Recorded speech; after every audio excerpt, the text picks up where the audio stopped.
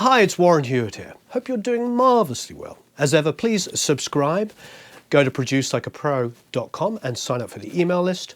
You'll get a whole bunch of free goodies, and of course you can try out the 14-day free trial of the Academy and see what you think of it. Okay, so as you know, I like to champion and find inexpensive equipment. And Lewitt, a microphone company I've been using for a few years now, have an inexpensive condenser.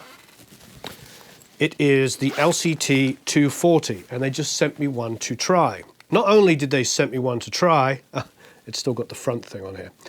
So this is going to be the first time I use it. We're going to try it out, and because they're so lovely, they're going to give it away. So not only are we going to try out the microphone, we're also going to give it away in our raffle. So please click on the link below, and you can enter the competition to win this lovely microphone. So let's give it a try. First of all, I'm going to try on acoustic guitar. So this is the clip that comes with it. Okay, the front side, the Authentica LCT 240. So we're actually going to put it in like this. Let's undo it.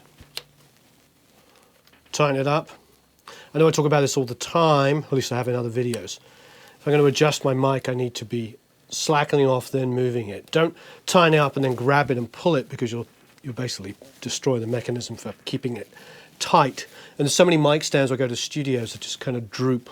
It's because somebody's grabbed the mic stand and pulled it down. So if I need to adjust the mic stand, I undo it, I adjust it, and then I do it back up again. Great. Phantoms on our BAE. Let's put on our headphones. Oh, very live. Probably have too much gain then. Now on the front here, I've got a pad and I've got a roll-off, which is nice, especially for acoustics.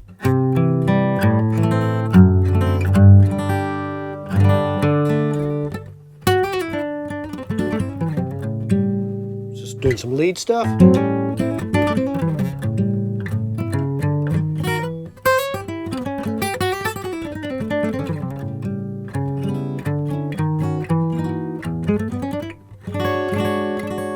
It's really warm, I like it. But for chords, I'm probably going to want to roll off. So I'm gonna, enormous difference. That's just the 40. Let's go one more. This is 300.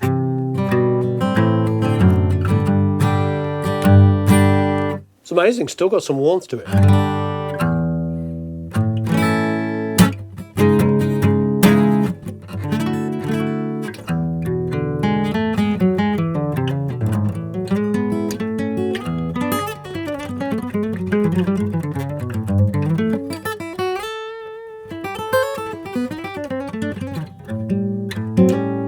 I like it.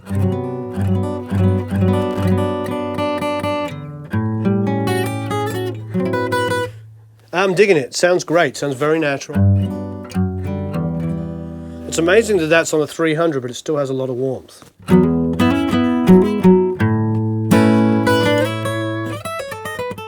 It's probably a gentle slope. I'm not an expert, and I'm not looking at the manual, but my guess is it's not this at 300. It's probably 300 sloping gently.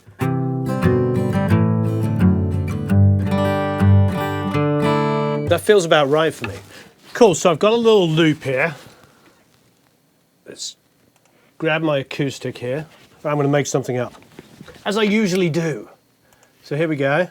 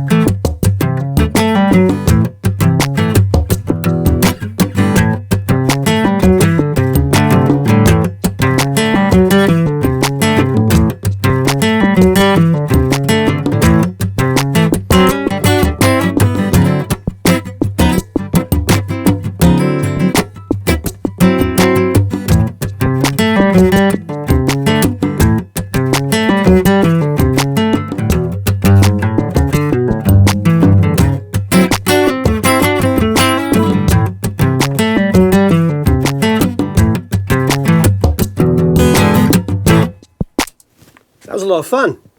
So I'm about 12th to 14th fret. I may have strayed a little bit, maybe to 15, but we're in my usual kind of positioning.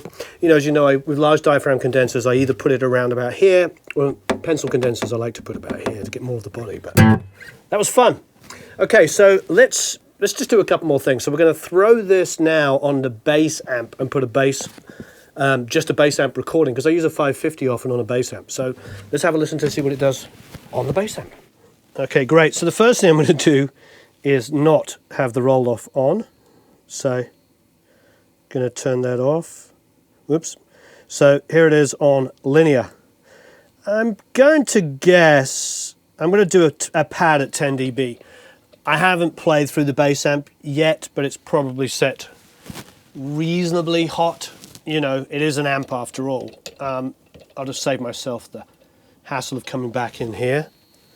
I'm putting it in the middle-ish, about middle, and I'm just going to, it's the middle of the cone, but I'm also going to pull it back a little bit and let the sound develop. So it gets a little bit more warmth. So I'm not right up against it, and I'm not a million miles away. I'm about here. Okay, so we're back in our same chain just to make it straightforward. So bass amp back through the 1028.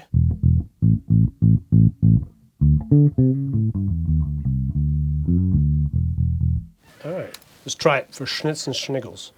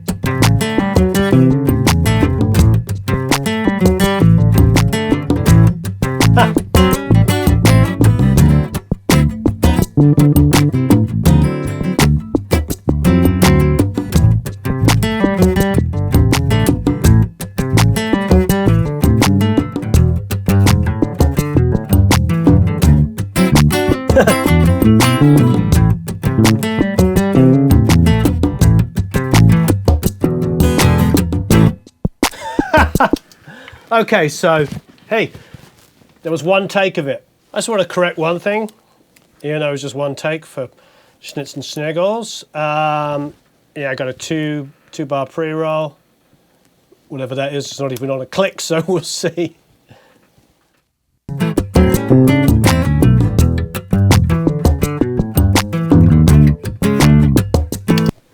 All right. And there you have it. Bass and acoustic.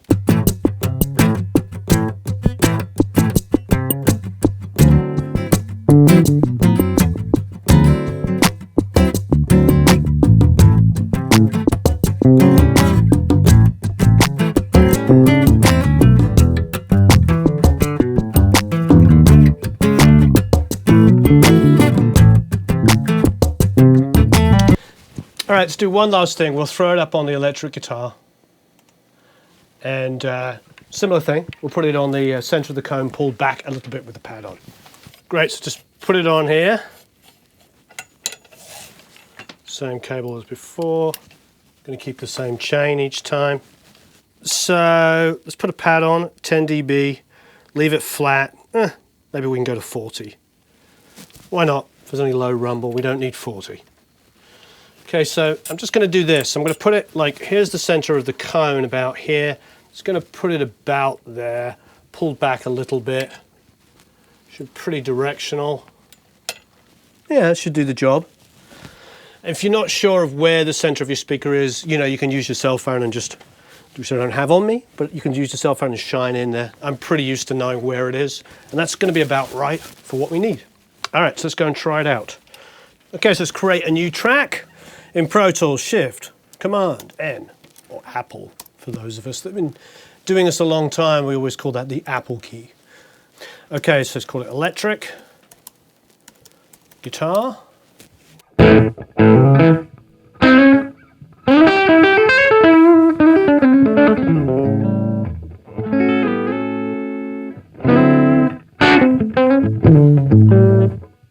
Okay, so I'm going to pan my acoustic a little bit over to the left here, my electric a little bit to the right.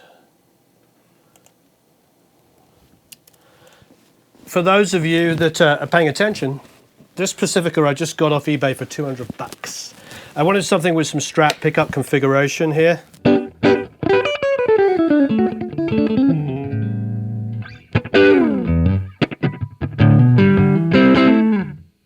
And I have a lot of guitars, so for $200 this did the job. It's got the full amount of springs in the back there. I'm not using the trem on this, I just needed that sound.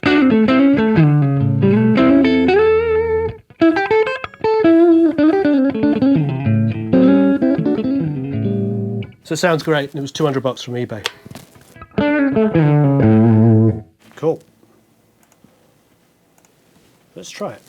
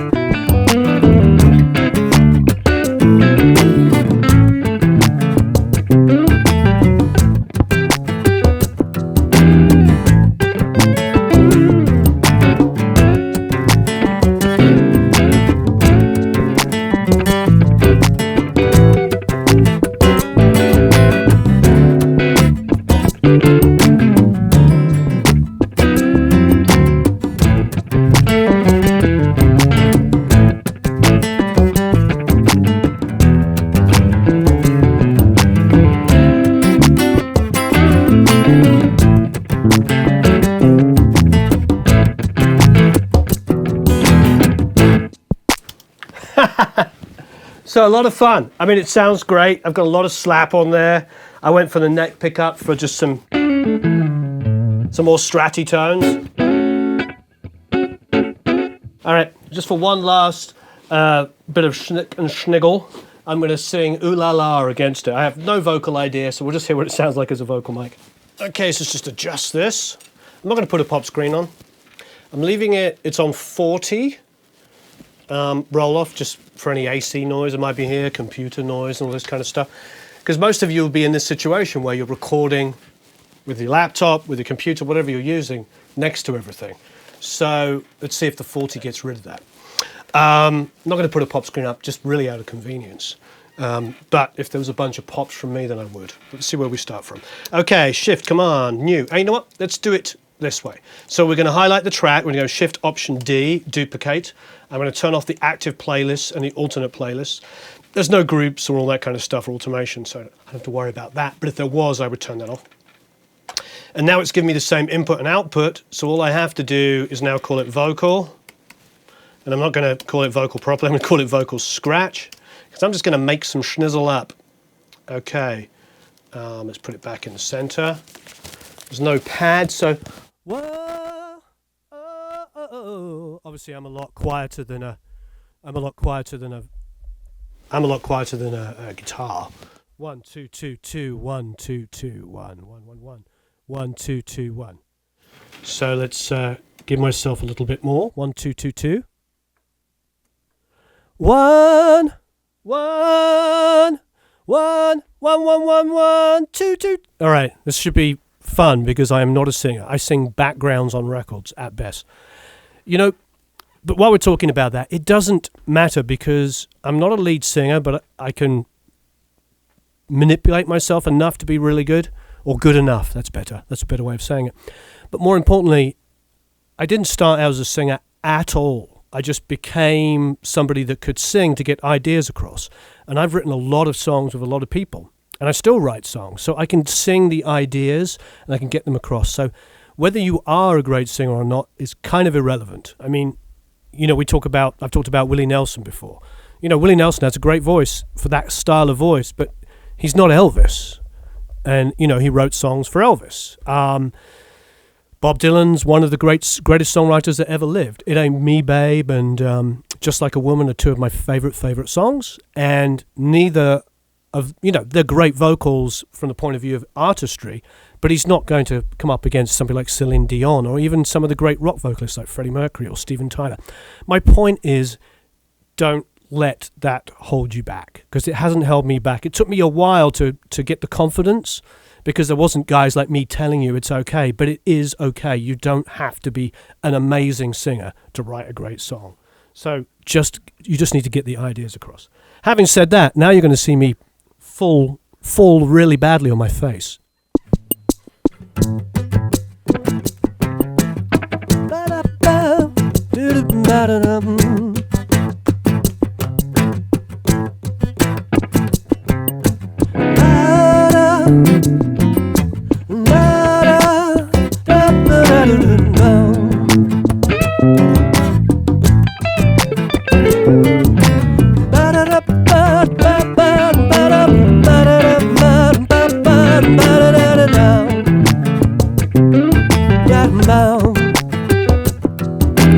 One of these things is not like the other. One of these things is not like the other. One of these things is not like the other. Oh no. Making up things to sing, to test out the mic. How goofy am I?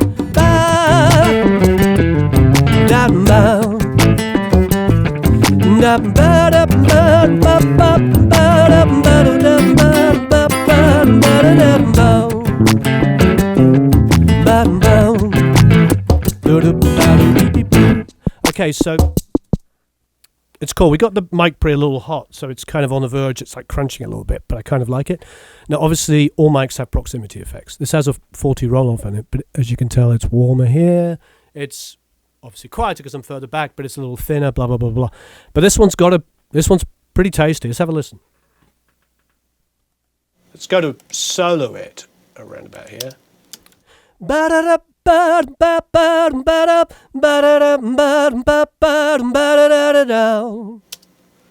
Yeah. One of these things is not like the other. One of these things is not like the other. None of these things is not like the other. Oh no. Okay, so, I'm not a great singer, but it's doing the job. It really is. I gotta be honest. One of these things is not like the other. One of these things is not like the other. None of these things. Let's go.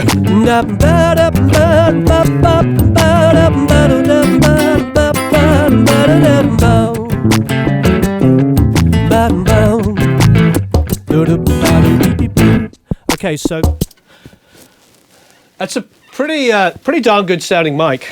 I mean, you saw me, fresh take. I haven't used it. My story is that I got a pair of LCT 550s because I'd read and heard from a couple of people that they sounded like 414s, as near as darn it, but they weren't at the sort of, $1,200 mark or whatever they go for these days, 1,000-ish kind of price. So I got a pair of those because they were matched perfectly. This is a pretty remarkably good sounding mic for $240. It seems really, it reminds me of the LCT 550. I don't know if it's the same capsule. I don't know. It doesn't have varying polar patterns, but let's be honest, 90% of the time, maybe even more, I don't change the polar pattern on a microphone. If I'm getting bleed from other instruments, then I might go to hyper or super if it's available on some, but most of the time it's in cardioid. So it's got most of what I'm going to need for 99% of the time, to be honest. It's got a low roll-off at 40, which will get most of air conditioning rumble. It's got a 300, which was kind of nice on that acoustic. I think it's a gentle slope, though, so it doesn't just get rid of all the low lows. I think it gently rides it off. So it was very useful, and it saves me a lot of EQing. I didn't have to do... All I did was pad on loud sources. On the electric, I rolled off the 40. On the vocal, I rolled off the 40. And on the acoustic, I rolled off the 300. And there you got it. It's like... Yeah, I'm not going to win any awards for my singing, but...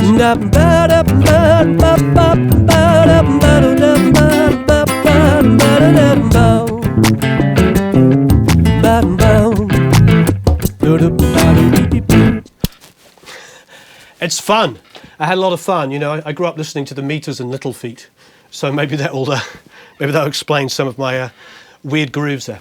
But thank you ever so much for watching, as ever. I really appreciate it. Go to Produce Like a Pro, sign up for the email list, and also there is the raffle coming up here. So if you enter the raffle, you can win this lovely mic. I'll put that front thing back on it, put the clip back in it immediately after us, so it won't be used ever again. And this is the mic that you'll win. And thank you ever so much for watching. Have a marvelous time recording and mixing. And I really appreciate your time.